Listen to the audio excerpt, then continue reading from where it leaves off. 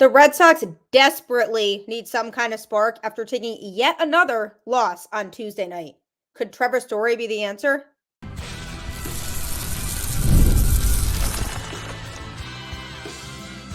You are Locked On Red Sox, your daily Boston Red Sox podcast. Part of the Locked On Podcast Network, your team every day.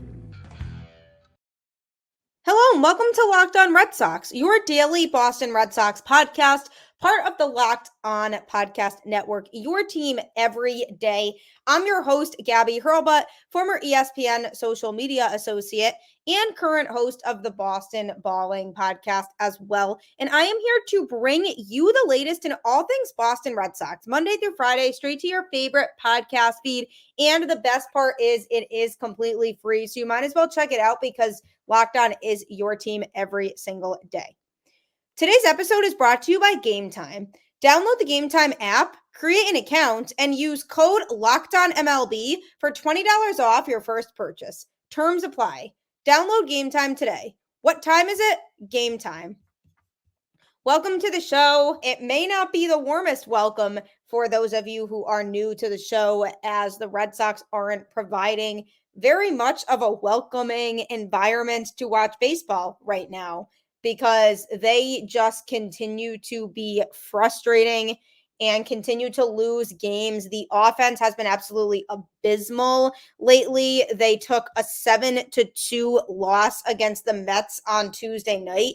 And what's frustrating about it is that the Red Sox are able to string together some hits, but not in key situations. And that has killing them lately, because they recorded 6 hits in Tuesday night's loss. And you would think that that would score them more runs, but they only scored 2 runs in the game. And it's because they're not hitting in opportune situations, and their 2-out hitting is just unbearable to watch because nobody can deliver with 2 outs. And it almost feels like every time somebody comes up to the plate with 2 outs, it's an automatic out. And it's unfortunate to have to say that, because the offense was the least of the Red Sox concerns heading into the season. And I did not think we'd be sitting here at this point and saying, as of the last week or so, the offense is the reason they've been losing games, because honestly, overall, the starting rotation has seemingly gotten back to somewhat of the form it was in prior to the All-Star break, because they were struggling as an entire starting rotation for sure heading out of the All-Star break. But as of late, they've gotten some good starts out of their starters. I mean, Cutter Crawford pitched Tuesday night and went 6 innings, giving up just 1 hit and 2 earned runs. The only 2 earned runs he gave up were on a 2-run homer that was crushed by Francisco Lindor. Unfortunately, he did walk the leadoff batter in that inning, and we just knew that would come back to bite him. But he looked really good, and sadly, he had to take the loss because his offense didn't help his cause and his bullpen didn't help his cause, because Chris Martin gave up 4 earned runs and Justin Slayton gave up an earned run as well. He gave up a solo home run, and then the Red Sox just completely crumbled in the late innings. So that is ultimately what did him in. But Crawford had a good start overall, and the Red Sox have been getting those lately from their guys. It's just a matter of being able to hit, and the defensive miscues have just been the death of them all season long. And speaking of defensive miscues, that could all be resolved very, very soon in what is rumored to be a potential return of Trevor Story. So I'm going to be touching on that on today's show a little bit more, as well as the return of Liam Hendriks, which is getting closer and closer, and doing a look ahead to the offseason and what I hope to see from the Red Sox. But Trevor Story, I mean, a name that Red Sox fans have been having mixed feelings about, because in his time in a Boston Red Sox uniform so far, he hasn't exactly performed up to par with what the Red Sox need and were expecting from him coming in. From a defensive standpoint, he certainly has it and is certainly the guy who can help fix the middle infield and a lot of the defensive incompetencies that they've displayed this year. I mean, you look at guys like David Hamilton, Romy Gonzalez, guys who have had to step in and play in the middle infield this year and haven't been the best defensively in those roles. Trevor Story can come in and help clean up some of those miscues and make the infield overall look like a more cohesive unit. But people have been slightly disappointed in him overall in his time in Boston because of his lack of productivity on offense. At the plate, he has not been able to get it going. And it's unfortunate because going into this season, I had high hopes for him. I was ready for a big year from him. He was talking about how he was ready to show Red Sox fans that he can be the guy that they knew him to be when he was in Colorado and that they wanted him to be coming into Boston. And he was determined to show that this year that he still is that guy and that he can be a big contributor on offense. And then unfortunately, he faced an injury that has kept him sidelined up until this point in the season. But rumor has it, he potentially could make his return this Saturday to the Red Sox lineup, which is much sooner than anybody would have anticipated when he first went down. And the thing is, the middle of the lineup really needs reinforcements right now because you have Jarren Duran at the top who's hitting. I mean, Devers is definitely playing through a shoulder injury. I talked about that on the show the other day. So it's definitely held him back a little bit. But overall, he's been a key part of the offense this year.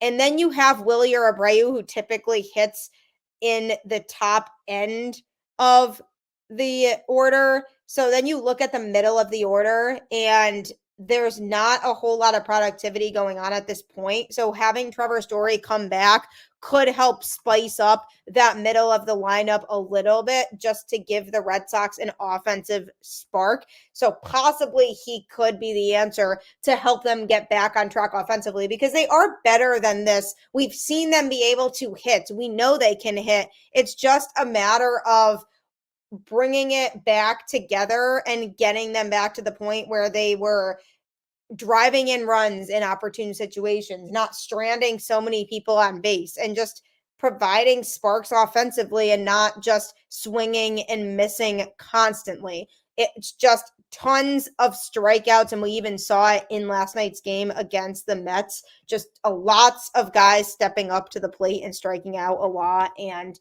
maybe Trevor Story can help the middle of the lineup with fixing that a little bit. He's currently on a minor league rehab assignment with the AAA Worcester Red Sox. He has played in a couple of games. In his Worcester debut, since his shoulder injury in April, he went 2 for 4 on Sunday with a double, which was fantastic. I mean, for somebody who dislocated his left shoulder on April 5th, this is a pretty miraculous timeline for him to be recovering and coming back. He was batting second as the DH against Toledo. He had a fly ball to left field in the first inning and a flare down the right field line for a single in the third. He struck out swinging with 2 runners on to end the fourth, but then doubled to left in the 7th inning. And he said afterwards, it was great. I didn't think this was a possibility when we first got the news with the injury. Playing games is pretty special to me and my family. Today was a big step, and I was trying to have fun with it. He said his shoulder felt sturdy in his at-bats and he was comfortable at the plate. And it's a good sign that he was hitting without tons of discomfort because that means that hopefully he can continue to progress in a positive direction. And then he did play shortstop for the first time again the next day on Monday, which is great news for him because the Red Sox were not sure when he started his rehab in AAA if he'd be able to play shortstop again this season at all, even in the rehab assignments, if he would have to stick to being the DH for the rest of this season. But he did play 5 innings at shortstop but at the plate, he was not productive, which is to be expected with Story. Could not do anything or get his bat going, but he has been hot and cold a lot. So it's not really surprising that he's dipped back into that already in his couple rehab outings with the Woo Sox. But the main story there is that he did get into the game at shortstop, even though he didn't generate a hit at the plate at all. But being able to play defense is huge for him. So rumor has it that he may be coming back on Saturday. It's possible and nothing set in stone. The Red Sox do have to see how he does the rest of the week because the plan is for him to play shortstop again today in the Worcester game. So the Red Sox are just going to have to see how that goes and see how he feels. But adding him to the lineup could add some very solid defense up the middle while also possibly adding some firepower to the middle of the lineup. And just any sort of potential spark is good news for this team right now. And also the fact that he's one of the Red Sox's top right-handed bats, because Danny Jansen, who was supposed to be a solid right-handed bat that the Red Sox acquired at the trade deadline, has not been producing offensively. So bringing back Story could hopefully help generate some of that offense that the Red Sox need, especially when they're going up against lefties. So it could be Saturday, but the Red Sox did not make any promises on it yet. But bringing Story back sooner rather than later could be that spark that the Red Sox need, and they might not even know it yet. So we'll see what happens over the next few days with him, but he might make an appearance against the White Sox this weekend for a team that desperately needs to get things going again on offense. Coming up, I'm going to be talking about a player who is certainly coming back in the very near future for this Red Sox team. So I'm excited to see how he contributes because he could be massive down the stretch. Passion, drive, and patience. The formula for winning championships is also what keeps your ride or die alive. eBay Motors has everything you need to maintain your vehicle and level it up to peak performance. Superchargers, roof racks, exhaust kits, LED headlights, and more. Whether you're into speed, power, or style, eBay Motors has you covered. With over 122 million parts for your number one ride or die, you'll always find exactly what you're looking for. And with eBay Guaranteed Fit, your part is guaranteed to fit your ride every time or your money back. Because with eBay Motors, you're burning rubber, not cash. With all the parts you need at the prices you want, it's easy to make your car the MVP and bring home huge wins. Keep your ride or die alive at ebaymotors.com. Eligible items only, exclusions apply. eBay Guaranteed Fit, only available to U.S. customers. I really don't know anything about cars, full disclosure, but eBay Motors has been an absolute lifesaver for me, so you should take advantage and check them out. Thank you for making Locked On Red Sox your first listen today. For your second listen, enjoy the Locked On MLB podcast. Host Paul Sullivan, aka Sully, is here daily to provide national expertise with his trademark humor to help you get ready for the MLB playoffs here in the dog days of summer. Prepare for the Fall Classic with Sully, who has it all covered every single day on Locked On MLB. Available on YouTube or wherever you get your podcasts. Part of the Locked On Podcast Network, your team every day. Highly recommend you checking out Sully's show. You certainly will not be disappointed, and it will keep you in the loop on everything going on around the league. So make sure that you check it out after this.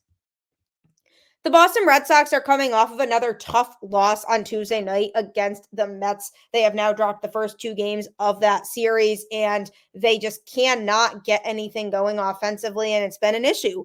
And the potential addition of Trevor Story on Saturday could help with that. He did end up going 0 for 3 in his most recent rehab assignment with AAA on Monday, but he played shortstop, which is a very good sign. So the potential is certainly there for him to come back this weekend, but the Red Sox need to make sure that they're not rushing anything and that he feels good the rest of this week when he is playing with Worcester before they make that decision. But another player who has been making huge progress potentially could be back this weekend, as well as Liam Hendriks. And the chances are looking greater and greater for him to be able to make that happen and make his return.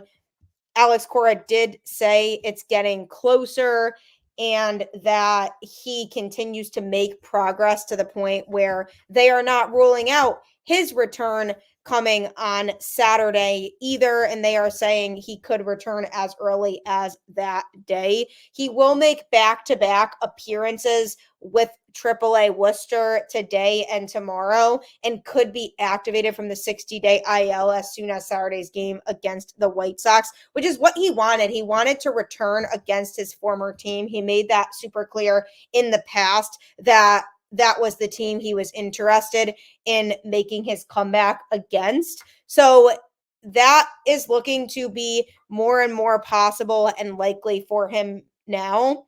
He's allowed just one unearned run over his first 4 rehab innings, but he did average only 92.8 miles per hour with his fastball and 83.8 miles per hour with his slider in his last appearance. So he definitely needs to get that velocity up because both of those numbers are significant dips from last season and down considerably from his peak velocities in past years.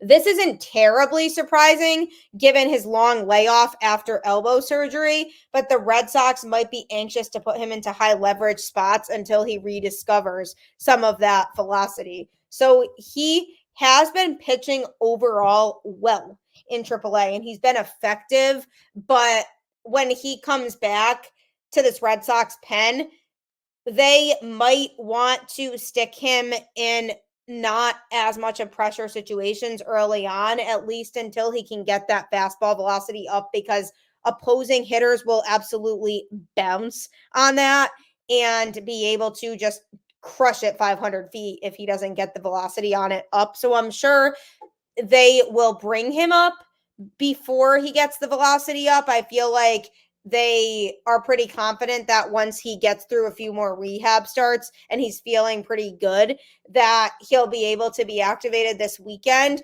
but they might not put him in a close 1-run game until he does get that velocity up and proves that he is able to pitch in those situations without getting tossed around on the mound, because they are at the point in the season now, this Red Sox team, where their playoff hopes are slipping further and further away because they're running out of time and they're not winning games. And even when the Twins and the Royals lose, that doesn't matter because the Red Sox aren't winning to be able to compensate for that and maneuver their way closer to that playoff race. So it's irritating because every game that goes by, the more likely it feels that they're not making the playoffs this year. But they do want the reinforcements, and Liam Hendriks is somebody who, if he comes back, we know can provide a spark for this Red Sox bullpen.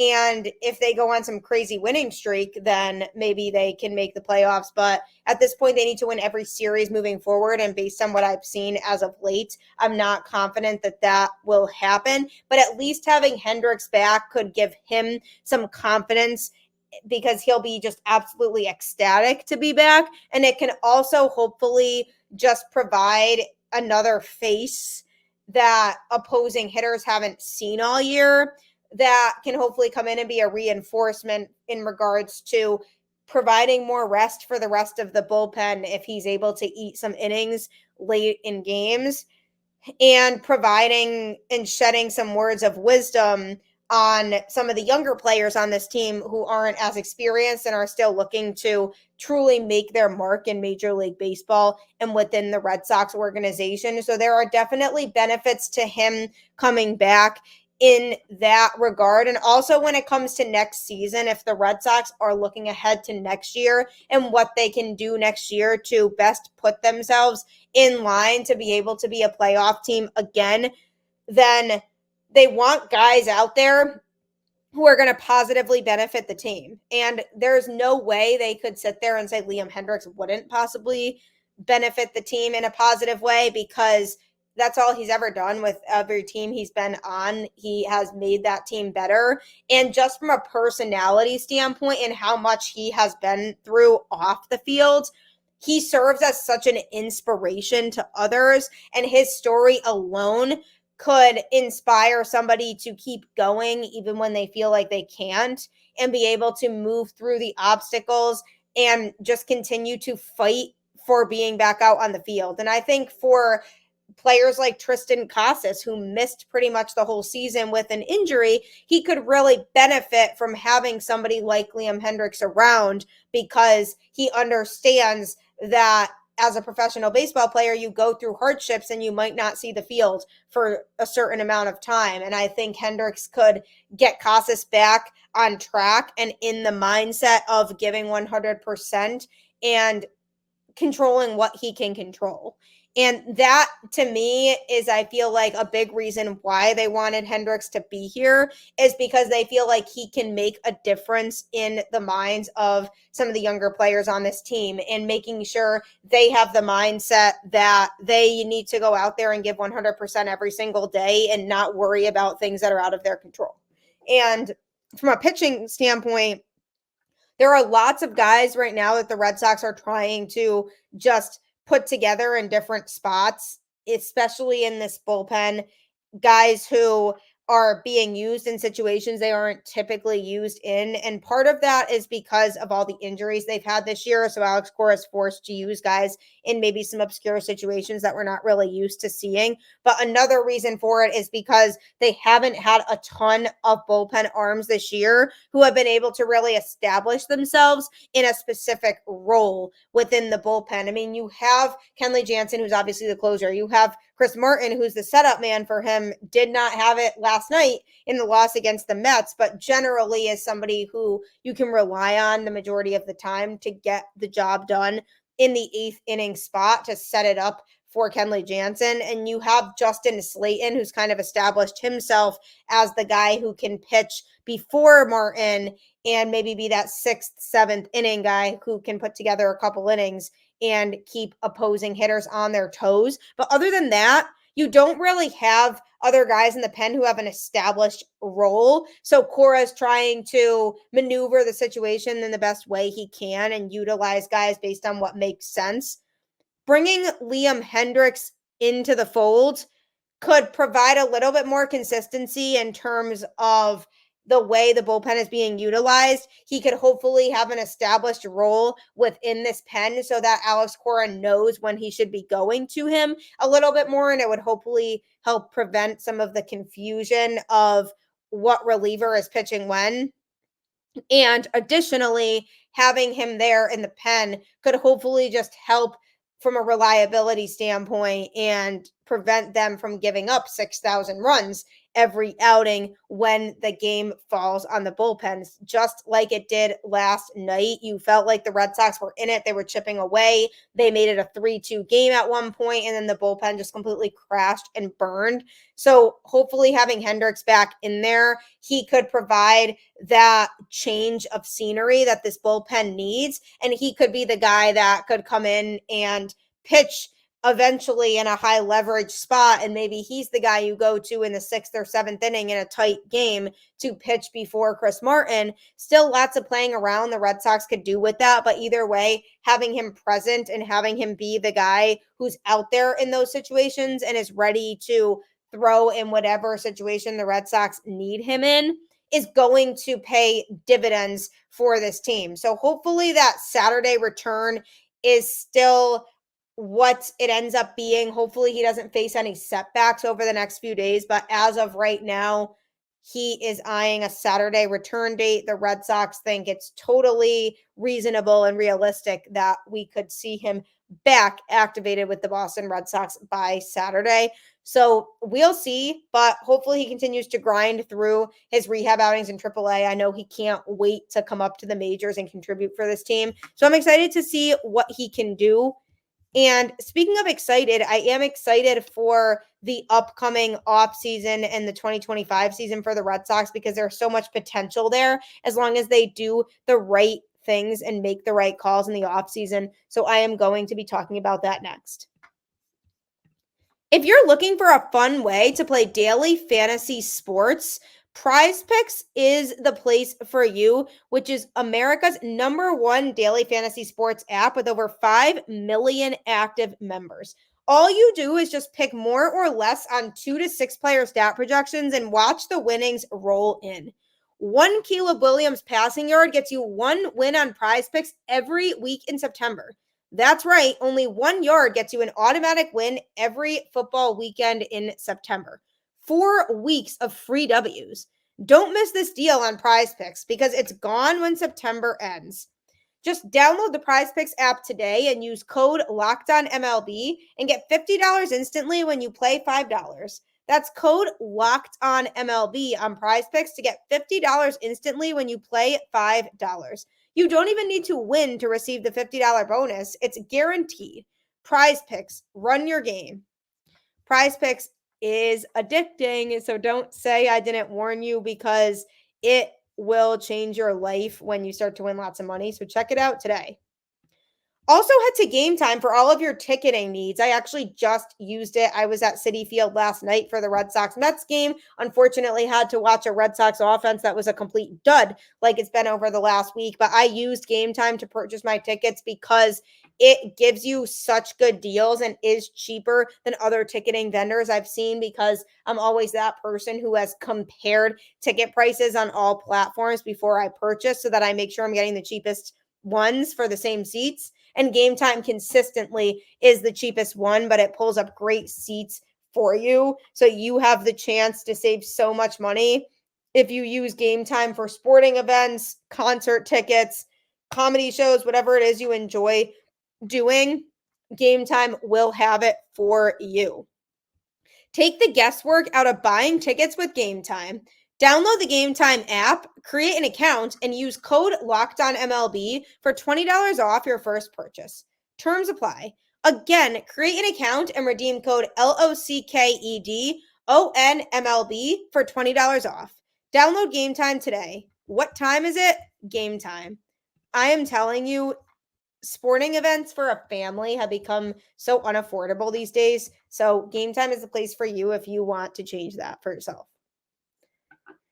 Looking ahead to the Boston Red Sox offseason, there is a lot of work that needs to be done with this team.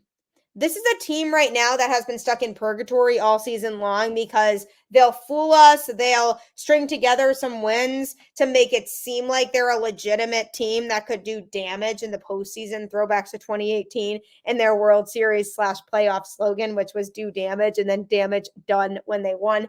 Good old days. I miss that. This team is very much not the 2018 Red Sox. And they'll fool you enough to the point where you start to really convince yourself that they can win games and they are good enough to be a playoff team, but then they fall back into old habits and you say, okay, never mind, this Red Sox team is not good enough and they are very inconsistent. So now, because we're starting to see a little bit of a downfall of this team since the All-Star break and just the fact that they haven't been able to click and figure things out, the question now becomes, what do they have to do in the offseason to fix this team? And there are several things that need to be done, but it absolutely has to start with the pitching. They have no choice but to address the pitching staff and get a true #1 ace caliber starter for starters here, because they need somebody who can be relied on every 5 days to go out there and just shove. And if they go out and spend money on somebody like Corbin Burnes or Jack Flaherty, both of which are going to be free agents, that is already a big boost to the starting rotation. And that's going to involve John Henry and company pulling out their wallets and being okay with spending money. But the question is, are they okay with doing that? Because from everything that I've seen about this Red Sox team this year, they don't seem like they're willing to do that. So if they straight up refuse to go out and spend money on a free agent starter who can contribute a lot to this team, then they have to go via trade. And if they do it via trade, they could trade a couple prospects who are maybe not necessarily top 10 prospects, but maybe they venture into the top 15 and they package Wilyer Abreu into it, because Wilyer Abreu is having a very good season overall at the plate. And he has shown that he has a lot of offensive ability. I say him because the Red Sox are going to have to do something about the outfield situation, especially if they want to make room for Roman Anthony, who has been tearing it up in AAA. And Abreu, to me, provides the least amount of versatility for this Red Sox team out of all the outfielders right now. So if they have to move an outfielder, I say they should trade Wilyer Abreu for some high quality starting pitching that they could get back in a deal. But it might not need to come to that. They could just pay a guy like Corbin Burnes or Jack Flaherty. Now, granted, Corbin Burnes might re-sign with the Orioles. They would be crazy if they didn't do everything that they could to extend him. So it might not happen. He might not be available. But if he is available, or Jack Flaherty is available, the Red Sox have no excuse to not go all in to try to get one of those players. And then they also need to completely revamp the bullpen, get guys in here who can actually contribute and help out. And what was tough was when Lucas Sims and Luis Garcia went on the injured list. Not that Garcia was contributing much at all when he was pitching. He was a bit of a train wreck, but Lucas Sims, for the most part, was looking pretty effective. And then the fact that they're both on the IL when the Red Sox gave up all these prospects for both of them is very much not ideal and not a good look. And if they don't get themselves healthy and they don't pitch the rest of this season, then don't bring them back. I mean, honestly, it's just one of those things where they're going to be free agents. And if it's not worth keeping them around, just eat it up, accept the fact that you gave up the prospects, wasn't the best move, and move on, and just venture into different territories when it comes to looking for your pitching help. But they need to revamp this bullpen this offseason and give it a new look. They can keep certain players. Like, I really like Justin Slayton. I think he's a super talented arm to have in this bullpen. Liam Hendriks, of course, is somebody who I could see them maintaining. I mean, Chris Martin is another one that, obviously, granted, is coming off a tough outing last time, but generally is reliable. Another guy I could see them wanting to keep. Kenley Jansen's a question mark. Do the Red Sox want to bring him back on a one-year deal maybe, because they don't have another closer right now, and maybe they want to bring Kenley back in the interim until they find a more permanent closer? Another question they're going to have to answer. But the reality at the end of the day is that they can't keep throwing these guys out there into the fire and hoping that they can succeed and get the job done, and then they don't, and the Red Sox feel like they've hit a roadblock, because that is the last thing that we want from this team. Like, we want them to go out there and perform and compete, and we want Alex Cora to feel like he has options at any given moment and feels like he has his best pitcher available to put into a given situation. And unfortunately, this season, the best pitchers on his staff have not always been available in the situations that we would want them to be available in. And there needs to be contingency plans. That's what bothers me about this Red Sox team, is they put all their eggs into one basket a lot of the time and hope that it works out. And then if it doesn't work out, they don't have a backup plan in place to make sure that they're covering their tracks and fixing whatever the problem is. And they didn't really have much of a contingency plan for Trevor Story when he got injured. I mean, they have given guys like Enmanuel Valdez a chance, Romy Gonzalez, David Hamilton, like I had talked about. They thought that Vaughn Grisham was going to be healthy and maybe he could play a little bit of shortstop. Cedar Rafaela has really carried the team at shortstop in his absence. And I don't necessarily think that Cedar Rafaela playing shortstop was ever part of the plan until they were forced to come head to head with Story's injury. And they said, okay, we need somebody. So that guy became Cedar Rafaela. But they need contingency plans in place, and they can't just bank on every reliever that they bring in here working out. So Craig Breslow needs to really explore his options this offseason when it comes to this pen, and not just settle for guys because he likes certain things about their numbers. He needs to make sure that there's a big enough sample size if there's a guy that he's going to bring in, and that he's making wise decisions about this pen, because it's abundantly clear that this bullpen has been a big and heavy factor in the Red Sox downfall since the All-Star break. So they really have no choice but to address that. So they need to do a lot of work on this pitching staff in general. That is the biggest problem right now with this team. I mean, they can hit, and we can see that they can hit. They have been in this massive slump over the last week that they really need to turn around quickly. But overall, this team offensively is a threat to opposing pitchers. I mean, a lot of these hitters are dangerous and guys that I wouldn't necessarily want to pitch against if I'm an opposing pitcher. And that's a fantastic way to feel about your group of guys that you have in the lineup as a whole. So that's not as much of an issue. And I don't think they need to add a lot in terms of offense. I would say definitely add another right-handed bat that's a lot more reliable than Danny Jansen, because he just has not been it this year since being traded to the Red Sox at the deadline. His defense as a catcher is certainly cutting it, and he's great behind the plate, but he has not been great in front of the plate. So hopefully they can acquire a reliable right-handed bat in the offseason that can genuinely help provide a spark, and they have to decide what they're going to do about Tyler O'Neill as well. So lots of decisions that need to be made, but primarily they just need to go all out with this pitching staff and improve that if they want to get back into being a team that's seriously in the playoff conversation. So lots of work for Breslow to do. And if the Red Sox keep slipping back over the next couple of weeks and their season is officially over, then Breslow can turn to looking at some of these players that he might want to get into the mix next year for this Red Sox team, because this is a huge offseason. I am tired of the Red Sox coming close to or finishing in last place in the division. Could be another season with 78 wins. I really hope not. I really hope they finish this year with a few more wins than that. But it has just not been a fun baseball team to watch as of late. And if they don't want to lose people and they want fans to stay engaged, they have no choice but to do some big things this offseason. So we'll see how that goes. Unfortunately, the Red Sox could not win this series against the Mets, but please try to avoid getting swept is all I ask. As always, keep the faith, go Red Sox, and I will catch you on the flip side.